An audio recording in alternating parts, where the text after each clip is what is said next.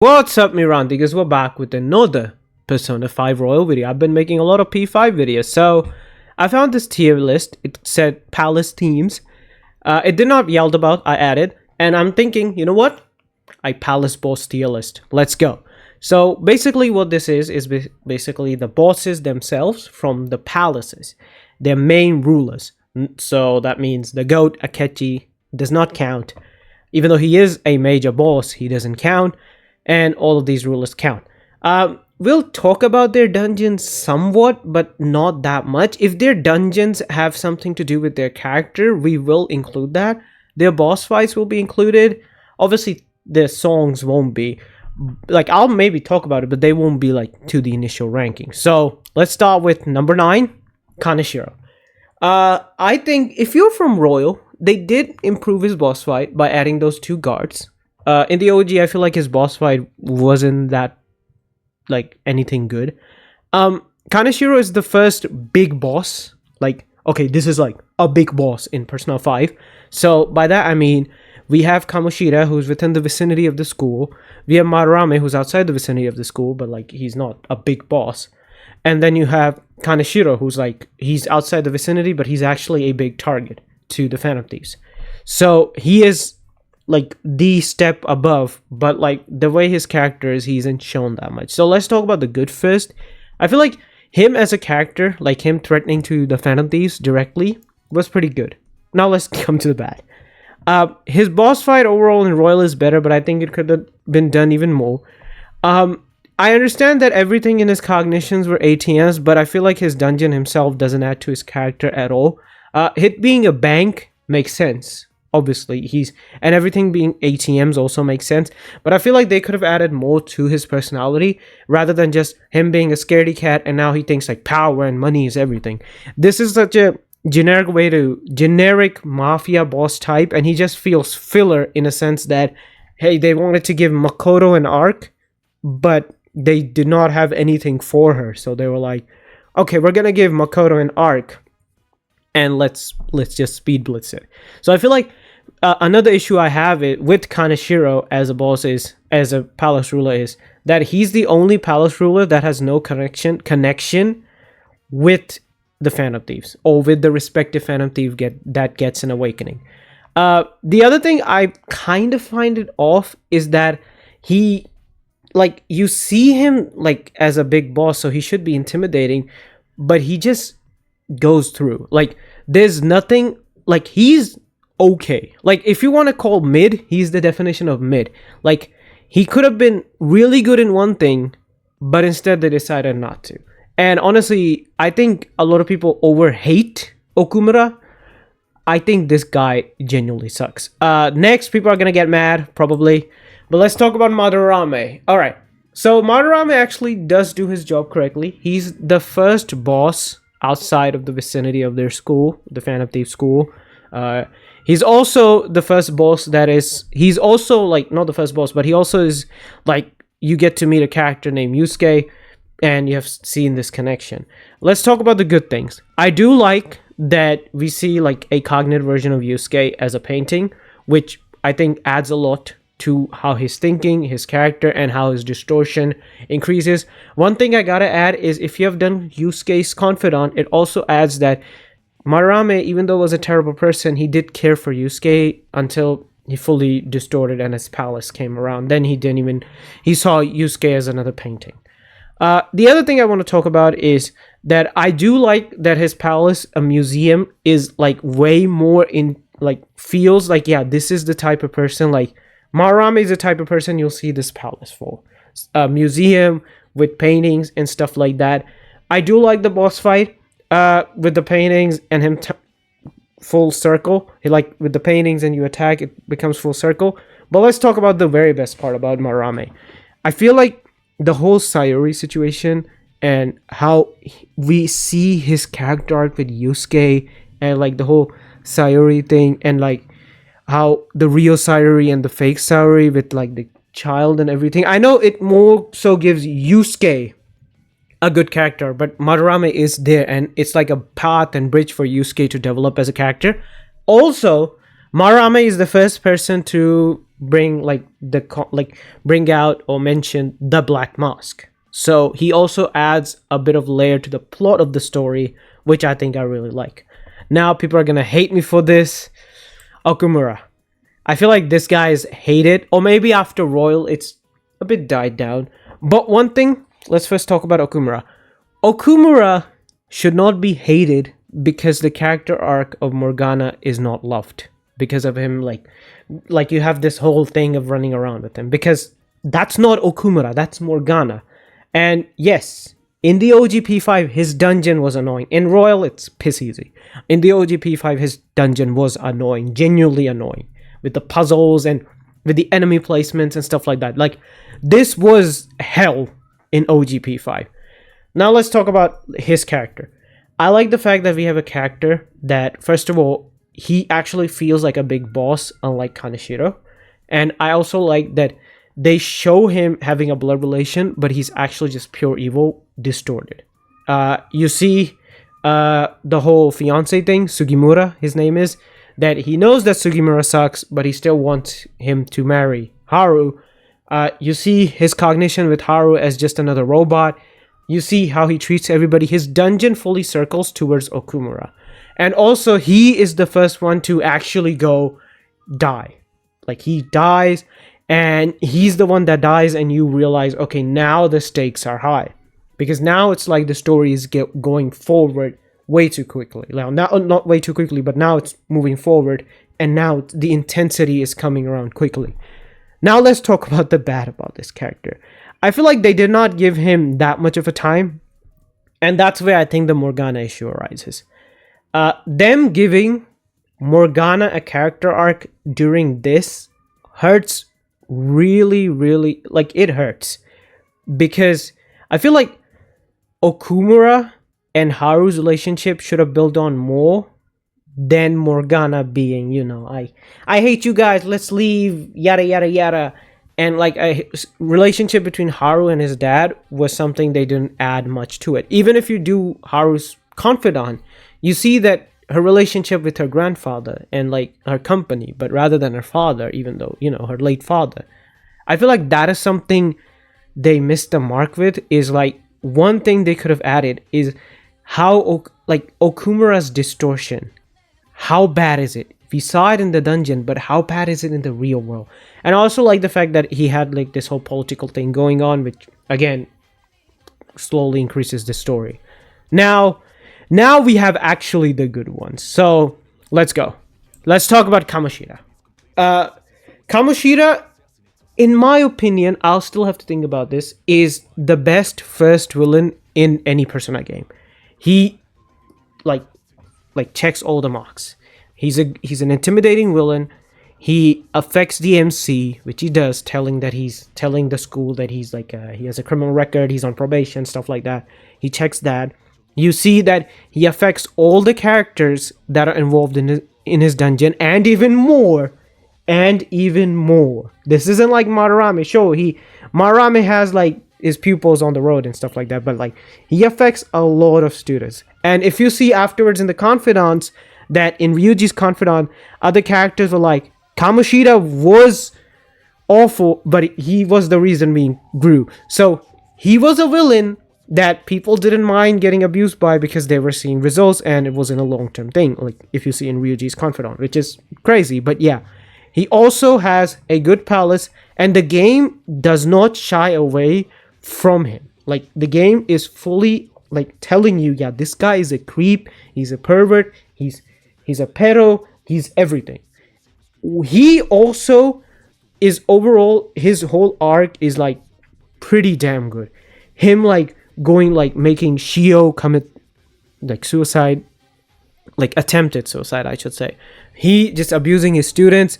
Him also like showing like, okay, he affected Mishima so much that even Mishima is like just can't do anything, but he wants to. He has affected a lot of characters, and this is genuinely, I feel like if they ever do a villain like this again, just be fully upfront about it, and he shouldn't be the first villain. I feel like if they ever wanted to make a first villain Madarame or Kaneshiro style villains. Not these characters should be the first one, but these style of villains should be the first villains. It's like entering you into the story. Kamoshida should be the third or the fourth villain, I feel like. But let's go with whatchamacallit is Sae Niijima. Okay. Niijima is one of the few characters that is the only character, no, one of the two characters I want to say who is the palace bosses, and you know her for a really long time. So it's something you have a bit of relationship with. And also, even though her palace does not really talk about the relationship between Makoto and herself, throughout the story you do see the relationship, and the story builds up to Sae's distortion because you can see her frustration and you can see how she takes it out on Makoto and other stuff like that. So her character is really good, build up to it. Her dungeon is short, sweet, music is banger, but I'm not taking that into consideration. The royal boss fight she adds more to it, like her doing different variants of magical attacks, elemental attacks with ice and stuff like that, Zeo, depending on where the roulette is landing on.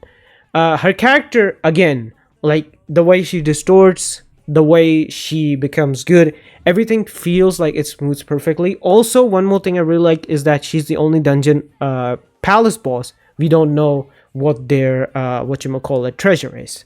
So it also adds more to the mystery of, yeah, they were finally able to remove her distortion, but we never know her treasure, which I think is a pretty thematic tone, because at the end of the day, we kind of know what the treasure is. It could be a notebook from her father, but we don't know personally. By the way, the goth look is really good. Yeah, let's go. Atlas, I know people don't like this. Like, you could have made us date her. Come on. But overall, I think she's a good villain. And she also increases the plot towards Joker and Akechi and adds more to it.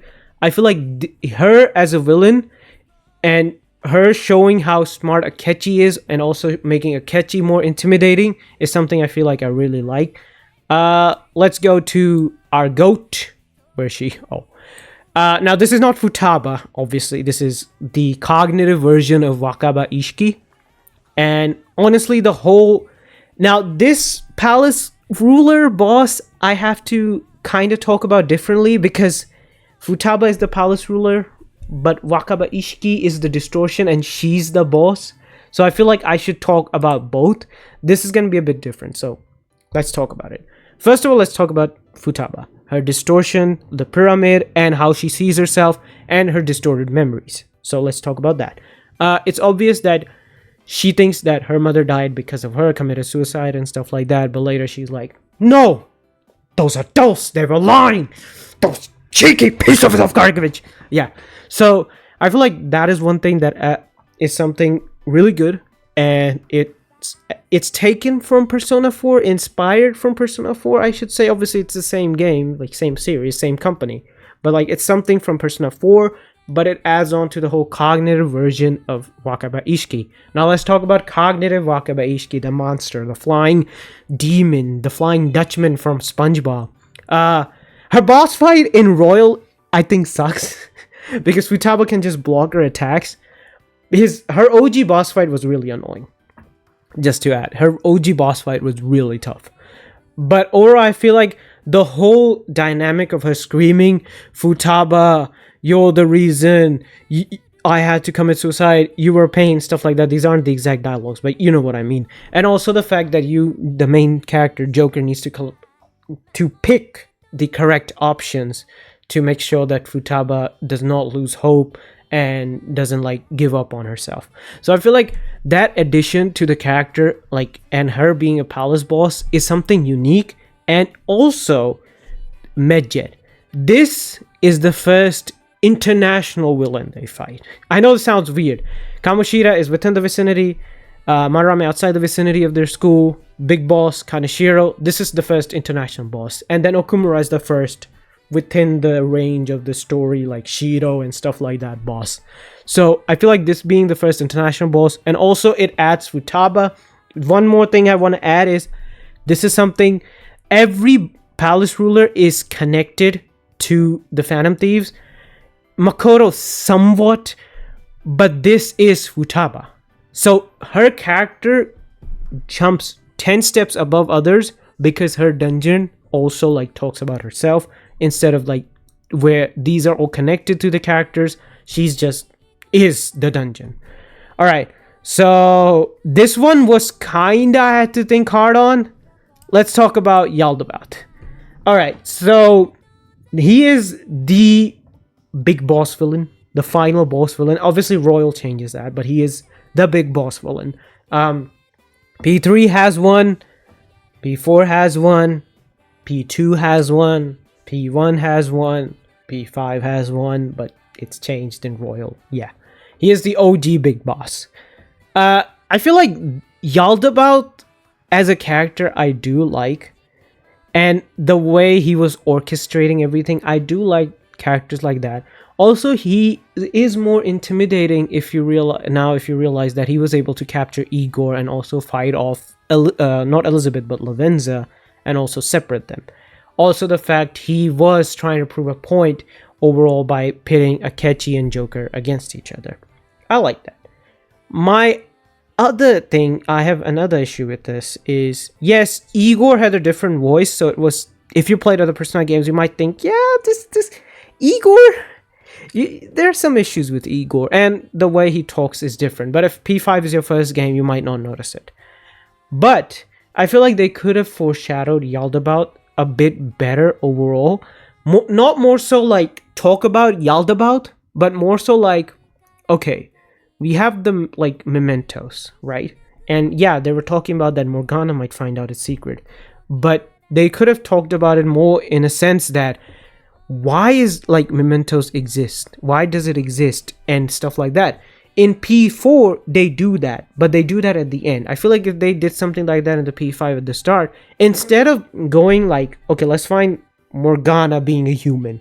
Instead, they could have been like, let's find Morgana being a human and also see like mementos. It's weird that this is something that exists as the masses cognition, but there should be somebody who created this. Like, sure, the masses created this, but there should be something controlling it, right? I feel like they could have foreshadowed him well. Overall, his boss fight is really good. I love that he depicts everybody's like sin of gluttony, I believe. Oh, sin of gluttony, sloth. Though Ishiki was different, Wakaba is different. Everybody sins and uses them as weapons. I feel like that's a pretty good. One more thing I really like is that it adds a more thematic approach to where Joker and Yaldabaoth, in a sense that Saturnile. We have Saturnile, boom. Like everything, like Yaldabaoth is someone who wants to control. Joker is someone who doesn't want to be controlled. Stuff like that. All right, now let's talk about it's obvious who's number one. Let's talk about Shido. All right, first let's talk about Shido. I really love Shido. Him being introduced right at the start was pretty good. I feel like they could have done more with him in the middle. What they should have done is what they did with Maruki. They should have done with Shido. Every Phantom Thieves somehow meets Shido. So you can make the argument like, okay, we have Okumura. Haru meets Shido through Okumura. We have Makoto. Makoto meets Shido through Niijima, Sae Niijima, and other characters. Because Ryuji did meet Shido when they were after the Kamoshida palace. They were like enjoying eating, nom nom nom nom nom, naming their team and stuff like that. So I feel like they could have added this, that everybody eventually meets Shido. So it also adds more character to him and what his distortion is. Because I understand him being like the villain for Joker, but I'll be honest, Maruki and Akechi fit that role. Even Kamoshida kind of fit that role more than Shido, because I feel like they could have given him more screen time in the series. I do love his boss fight. Also, the solo Joker versus him taken from Persona 5 animation is pretty good. And his dungeon is really good because of how he sees everyone and how he doesn't trust them enough. And when you beat them, he's like calling Akechi, can't speak, is like, go ahead, kill them. Sorry if I can't speak, I'm tired. I was like busy. And I feel like if they had added more to his character by showing him a lot, he would have been amazing. Now let's talk about Maruki. Because honestly, Maruki is way better than all of them. Easily. Because he has a confidant. You build up to him. One thing I would say I don't like is that it's obvious he's the villain because it's a royal game. Persona 5 Royal, and the game is like, yeah, he's gonna leave, so hurry up and do it. So it's obvious he has some stuff in the story, so that is an issue. But he's foreshadowed well. He has like been shown with Joker a lot. He has a really good connection with Joker. He was connected with everyone overall, and I do call him a hypocrite, but I love the fact that Maruki doesn't deny he's a hypocrite, and Maruki himself, like the story doesn't deny Maruki himself being a hypocrite. So, and I like the concept of being happy. I know it's a simple concept, but the concept of, would you rather be like hard work on one thing where you don't know success, but it will be drooling, it would be like tiresome, you'll cry at times. Would you do that and you might succeed or not? Or would you do something that you know is going to give you happiness right now and overall just going to keep giving you happiness? Would you do that? But you won't improve in life. The concept of that and Maruki going towards the whole happiness part is something I really like. And here's the thing. I love Akechi. And Akechi is the reason I love Maruki more. Is because they're back and forth overall with Maruki not denying what Akechi says. And Akechi really like honing it down that, yeah, Maruki is evil. But he is at that silver line. Where he is evil, yes. But there are some things he has done that are good. In a sense that, you know, like Haru's father. He brought him back and gave Haru a good life with him father, like you know, running the business and stuff. He removed Kamoshida from the Shujin Academy, so basically now Shio is not traumatized and she's well and healthy, succeeding. Ryuji's not injured, but at the same time you see the darkness is that what he did with Sumire. Like he turned Sumire into Kasumi, but he could have brought back Kasumi. So it's a very like weird form of happiness is that what you want instead of what you need is something that this like Maruki's whole character arc is. Maruki will give you what you want, but he will not give you what you need. And it is kind of thematic and sad because he himself is a therapist. Because if you're a therapist would help you slowly guiding you towards what you need. But Maruki is doing what you want. So it kind of creates problems with someone like Sumire. It kind of creates problems with, you know, character like whatchamacallit is Akechi and Joker. Where we do know, I mean, it's obvious Akechi is alive. But we see Akechi being alive, but now he's stuck. Because Joker can't leave Akechi. Like, Joker wants Akechi to be there. So, it's this overall thing going on where, yes, he is doing the right thing, but at the same time, he's doing the wrong thing because sometimes want is not... When a person wanting something doesn't mean it's correct. But a person that needs something is correct in the sense that you need this even if you don't want it. I feel like that character trait of him is really good. Overall, this is my ranking. Tell me in the comments below what your ranking is. Would you change this somewhat? What do you think is the most absurd one? Some of these I can, you know, up and down. I feel like Maruki is easy one. You can put these together, like change them. I don't really mind. These three can be changed, altered. I feel like these three, you can just change them however you like. I think this guy's just sucks, so I don't think he can be changed. But you can change, I feel like, Madarame and Okumura, I feel like. Because they do similar stuff, in my opinion. But alright, my Randigas, hope you enjoyed this video. Sorry I was lisping all the time.